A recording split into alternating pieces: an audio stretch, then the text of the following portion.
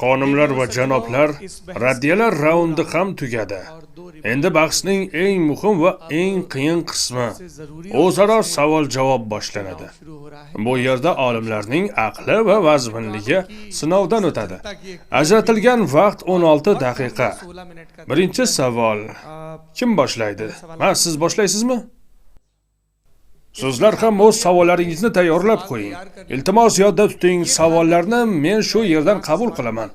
Qo'lingizni ko'tarasiz, ismingizni aytasiz va savolingizni 3 ta gapdan oshirmay berasiz. Ko'pchilik savol berish o'rniga nutq so'zlab ketadi. Bugun bunday qilmaylik. Xo'sh, muftiy sohib, birinchi savol sizdan. Sizda 16 daqiqa bor. Har biringiz savol berishingiz mumkin. Rahmat, minnatdorman. Biroz oldin aytgan gaplaringiz juda muhim edi, janob Javed. Buni batafsil muhokama qilishdan xursand bo'lardim, lekin bu o'zaro savol-javob bo'lgani uchun birinchi savolim sizga shunday bo'ladi. Men sizga tushuntirgan bog'liqlik degan dalil bor edi. Men uni aqlan izohlayman. Aytingchi, siz sabablarning cheksiz davom etishiga ishonasizmi yoki bor bo'lishi zarur zotning mavjudligiga ishonasizmi? Iltimos, shu savolga javob bersangiz.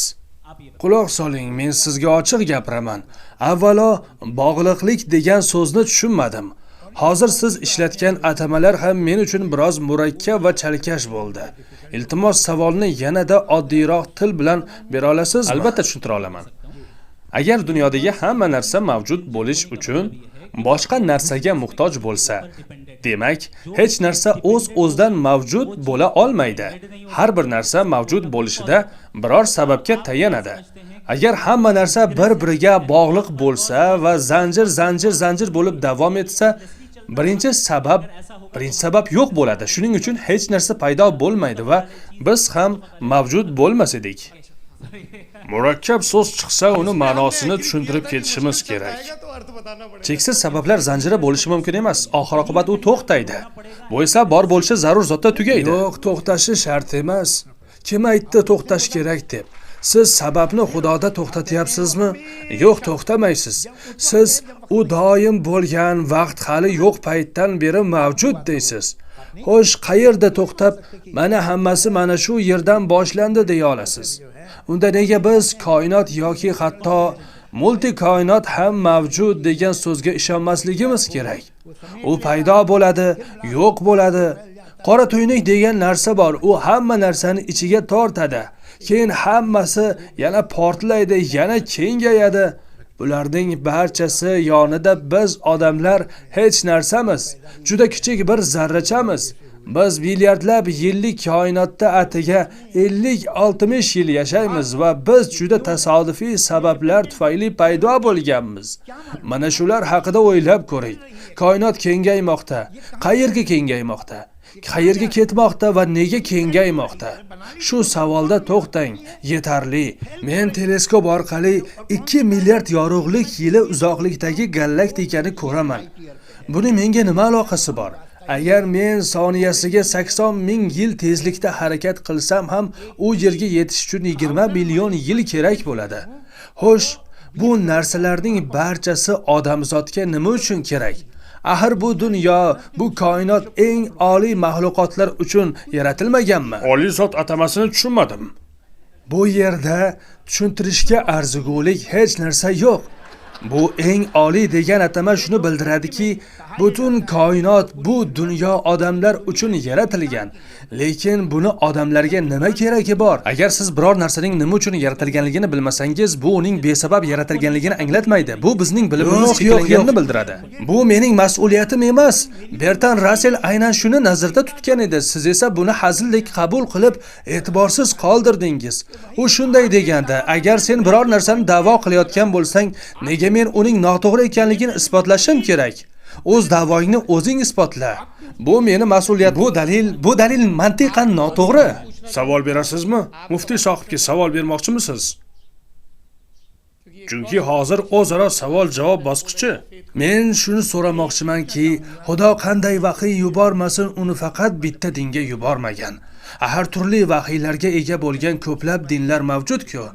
Ba'zi narsalar o'xshash, lekin ular o'rtasida ziddiyatlar bor. Ayrim dinlarda siz ma'lum narsalarni qila olasiz, boshqalarda esa qila olmaysiz. Demak, ularning axloqiy mezonlari bir xil emas. Buning ortida qanday tarix yotibdi?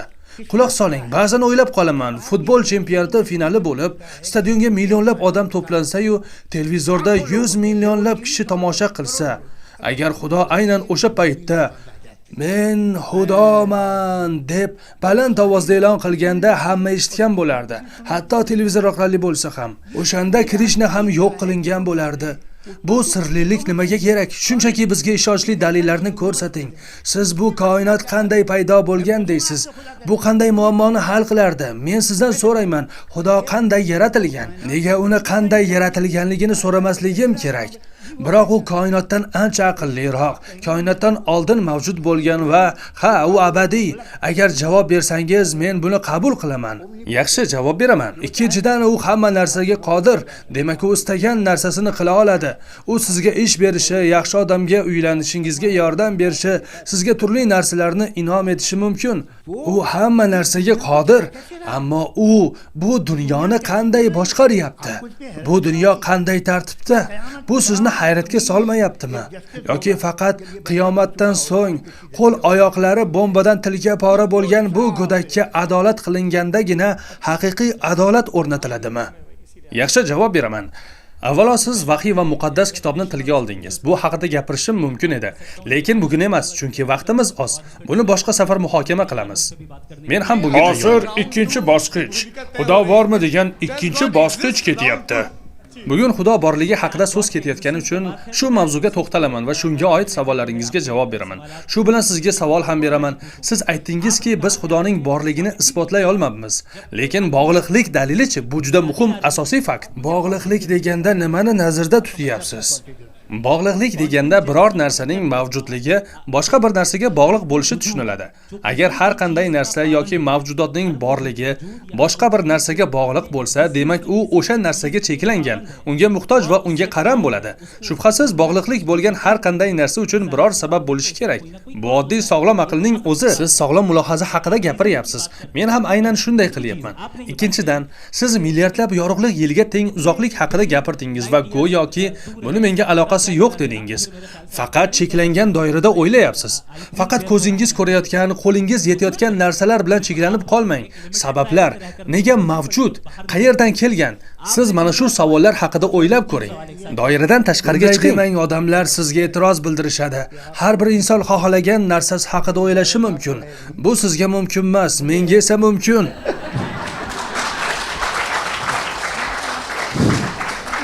Siz yovuzlik muammosi haqida savol berdingiz va doim Xudo qudratli, Xudo qodir deb gapiryapsiz. Biz Xudo haqida tushunib olishimiz kerak. Yovuzlik muammosi aslida ikki noto'g'ri taxminga asoslangan. Agar bu taxminlarni tushunsangiz, muammo o'z-o'zidan yo'qoladi. Ikki taxmindan birinchi xato taxminingiz siz Xudoni faqat rahim shafqatli va qudratli deb bilasiz. Lekin dunyoda adolatsizliklar bor.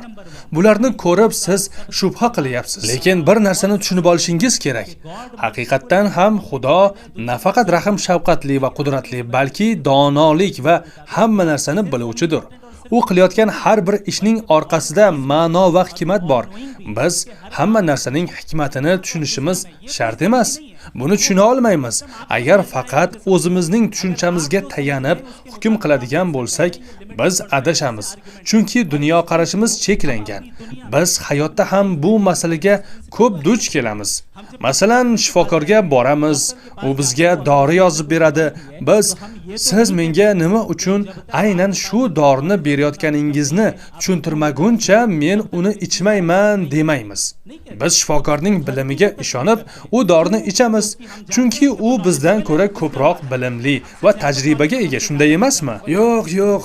Shifokor bilan Xudo o'rtasida katta farq bor. Shifokor bilim olgan, shuning uchun men unga quloq solaman, lekin masala bunda emas, bu javobim ham emas. Janob, iltimos, zalda tinchlik saqlasangiz. Ya'ni shifokorga ishonsangiz, demak bu Xudoga ishonish kerak degani emas. Men buni misol tariqasida aytdim xolos. Bu gapingiz dalil bo'la olmaydi. Masala shundaki, agar men mutlaq qudratli zot foydali ish qilayotgan bo'lsa-yu va bu foyda bolalarning o'limidan iborat bo'lsa, menga bunday foydaning aslo keragi yo'q. Siz foyda deganda nimani nazarda tutyapsiz? Ishning foydali tomonini. Siz gapimni oxirigacha tinglamadingiz. Men aytdimki, sizning butun fikrlaringiz ikki noto'g'ri taxminga asoslangan. Birinchi taxminni men allaqachon tushuntirdim. Keyingi noto'g'ri taxmin esa bu dunyoda yomonlikning mavjud bo'lishi uchun hech qanday asosiy sabab yo'q deb hisoblaysiz. Ammo aslida sabablar mavjud. Agar dunyoda yomonlik bo'lmaganda biz yaxshilik tushunchasini qanday belgilagan bo'lardik? Agar adolatsizlik bo'lmaganda adolatni qayerdan tushunardik? Zulmat bo'lmaganda yorug'likni qanday tushunardik? Ha, davom eting. Biror ayolni zo'rlashgandan keyin shundagina uni sha'ni haqida o'ylaysizmi? Javobimni tugatib olay. Bolalar o'ldirilgandan keyingina siz faqat shunda ularning beg'uborligi haqida o'ylaysizmi? Javobimni tugatib olay. Xatoni ko'ryapsizmi? Siz meni javob berishimga imkon bermayapsiz. Oxirgacha meni tinglang. Faqat bir qismini aytdim xolos. Endi ikkinchi qismga o'taman. Biz bu dunyoga sinov uchun kelganmiz. Hamma sinovdan o'tadi. Va dunyoda yomonlik bor bo'lgani kabi bizda oliy sifatlar ham bor. Agar bizda yoki bu dunyoda yomonlik bo'lmaganda sinovning ma'nosi nima bo'lardi? Agar men o'quvchilarimga ko'p javobli test bersam, faqat to'g'ri javoblarni yozsam, ularga topshirsam va sizning testingiz tugadi desam, bu albatta befoyda bo'lardi. Agar biz bu dunyoga sinov uchun kelgan bo'lsak, demak yaxshilik va yomonlik mavjud bo'lishi tabiiy. Demak, agar yaxshilik va yomonlik mavjud bo'lsa, demak yomonlik ham Xudoning yaratganidir, to'g'rimi? Albatta Xudo yomonlikni ham yaratgan. Yaxshi, endi esa muammo shundaki, dunyoda asosan yomonlik sodir bo'ladi. Shuning uchun odamga shunday tuyuladi. Xudo aslida yomonlik tomonida turgandek. Umuman yo'q. Men sizga aytmayapmanki, siz nimalar deyapsiz? Har qanday rahbar, xoh u o'zi bosh bo'lgan uy bo'lsin yoki o'zingiz boshqarayotgan biror kompaniya bo'lsin, siz u yerda yaxshilik borligini isbotlash uchun odamlarga yomonlikni tarqatasizmi? Agar siz shunday qilsangiz, demak siz yomonlik tarafidasiz. Shoshmang, men javob beraman. Tinglang. Bu dalil noto'g'ri. Agar imtihon oluvchi odam testda noto'g'ri javob variantlarini qo'ygan bo'lsa, bu test oluvchini yomon qilib qo'yadimi? Aksincha, so'zimni bo'lmang. Noto'g'ri variantni tanlagan odam xato qilgan bo'ladi. Xudo yomonlikni sinov uchun yaratgan, lekin o'zi yomon emas. Yomon uni tanlagan kishidir. Pichoqni yasagan odam yomon ish qilmagan, undan noto'g'ri foydalangan odam yomon ish qilgan. Kechirasiz, zulmchi. Zulm ham noto'g'ri ishlatilishmi? Zulm bu insonning ixtiyori natijasidir. Qanday qilib zulm noto'g'ri ishlatiladi? Endi tinglang, men sizga aytaman. Bu dunyoda mavjud bo'lgan yomonlik turli shakllarda namoyon bo'ladi. Shulardan biri inson ixtiyori bilan qiladigan jinoyatlardir. Agar zulm qiluvchi shaxs zulm qilsa, bu Xudoning aybi emas. U o'z ixtiyorini suiiste'mol qilgan. U jazolanishi kerak. Shuning uchun do'zax bor. Demak, bu mavzu ixtiyor masalasi bilan bog'liq. Kimdir noto'g'ri ish qilsa yoki biror yomon hodisa yuz bersa, darrov bu ixtiyor deyiladi. Bu yer yuzida 7 milliard ixtiyor egasi yuribdi degani. Agar bir odam o'z ixtiyori bilan meni o'ldirsa, mening o'limim Xudoning irodasimi yoki bu odamning ixtiyorimi? Mening o'limim Xudoning qo'lidami yoki ixtiyor egasi bo'lgan o'sha odamning qo'lida? Xudo ixtiyor tizimini yaratgan. Agar kimdir bu ixtiyordan noto'g'ri foydalanib suiiste'mol qilib meni o'ldirsa, unda meni o'limim uchun kim javobgar? O'ldirgan odam javobgar bo'ladi. O'sha odam javobgarmi? O'ldirgan odam javobgar bo'ladi va u jazolanadi. Endi davom etaylik. Agar faqat Xudo hayot bersa va faqat Xudo o'lim bersa, bunda nima noto'g'ri joy bor? Hammasi mutlaqo to'g'ri. U ixtiyor tizimini ham, hayot va o'lim tizimini ham yaratgan zotdir. Siz o'zingizga qarshi gapiryapsiz. Inson o'z ixtiyori bilan jinoyat qiladi deyapsiz. Unga ixtiyor berilgan, uni suiiste'mol qiladi deyapsiz. Bu yer yuzida 7 milliard ixtiyor egasi bor. Men shu 7 milliard ixtiyor egalariga qarashim kerak, chunki vayronagarchilikni aynan ular keltirib chiqaryapti.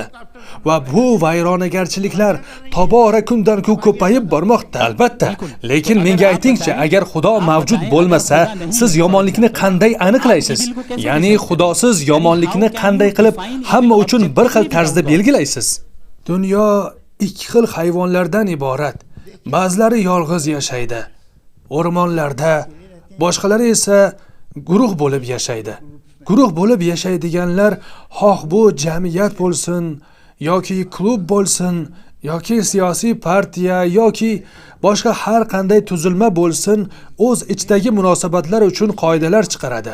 Yaxshi yomonni ham jamiyat belgilaydi. Demak, buni odamlar hal qiladi. Ha, shunday. Agar odamlar zulmni yaxshi deb qaror qilsalar, masalan, jamiyatingiz zulmni oqlasa, siz ham uni oqlarmidingiz? Yo'q. Dunyoda shunday guruhlar borki, ular ma'lum sharoitlarda zo'rlashni, zulmni oqlashadi. Men tafsilotlarga kirmayman. Siz ham ularni yaxshi bilasiz. IShIDda bo'lgan bir nechta yigitlar bor edi.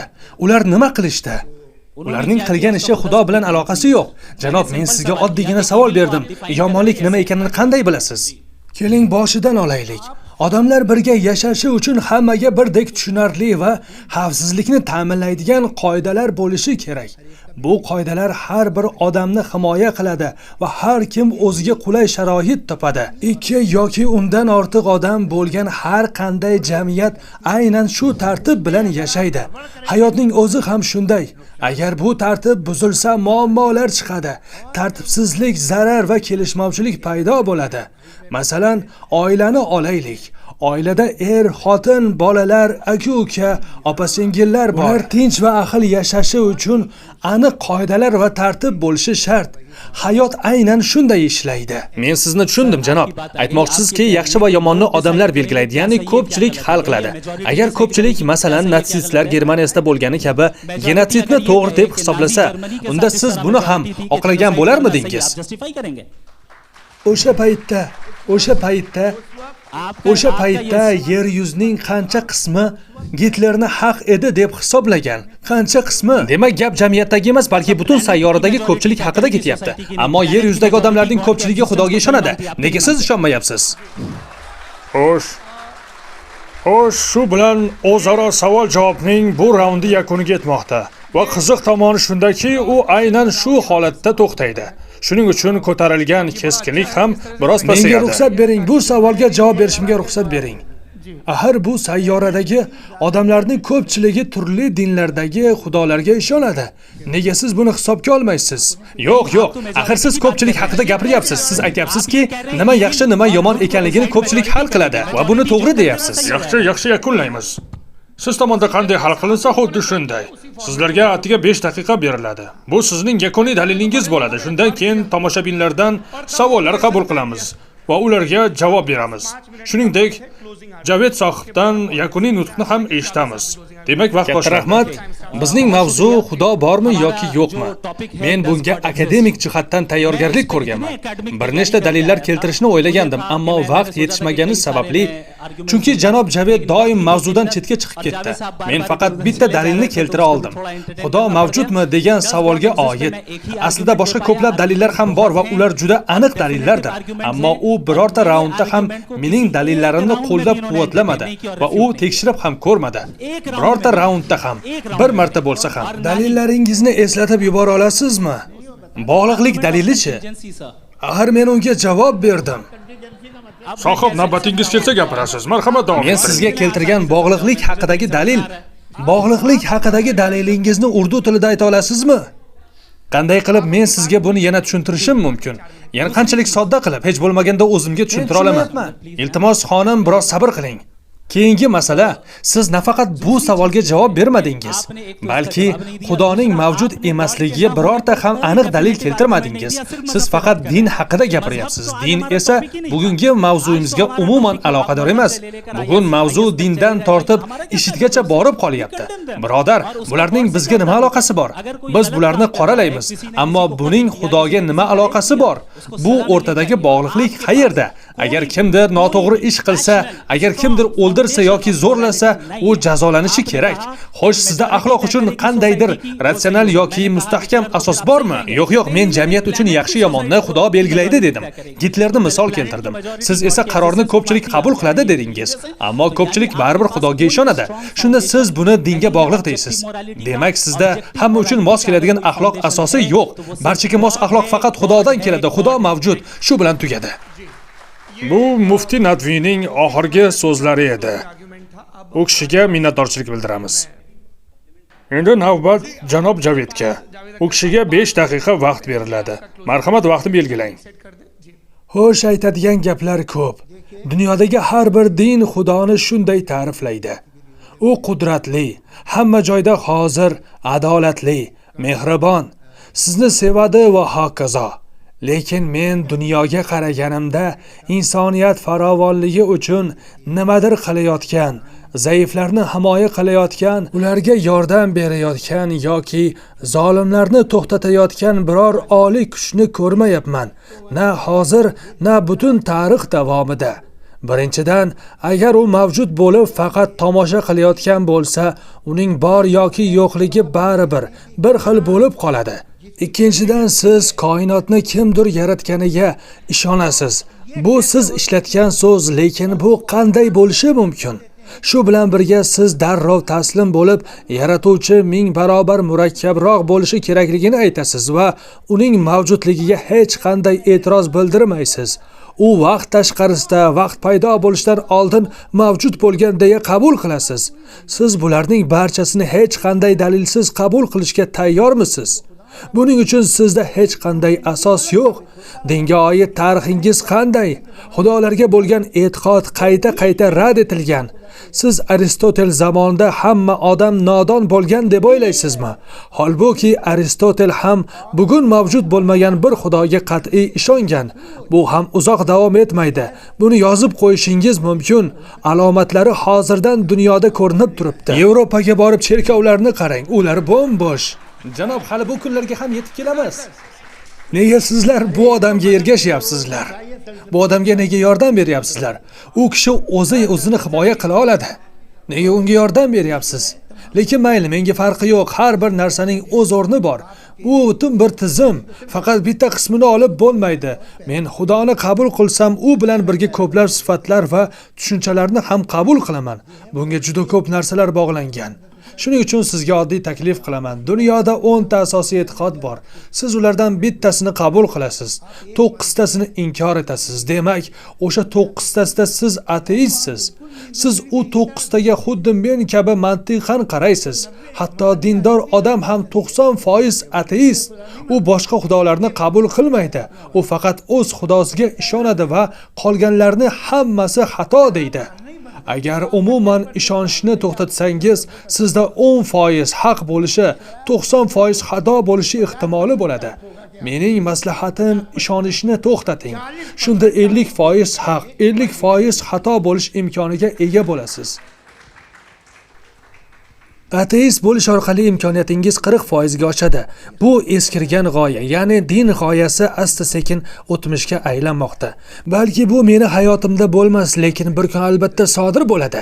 Siz metafizik deb aytayotgan tushunchalar fizika va materiyani bilmagan odamlar tomonidan o'ylab topilgan. Xo'sh, ushbu munozara uchun katta rahmat.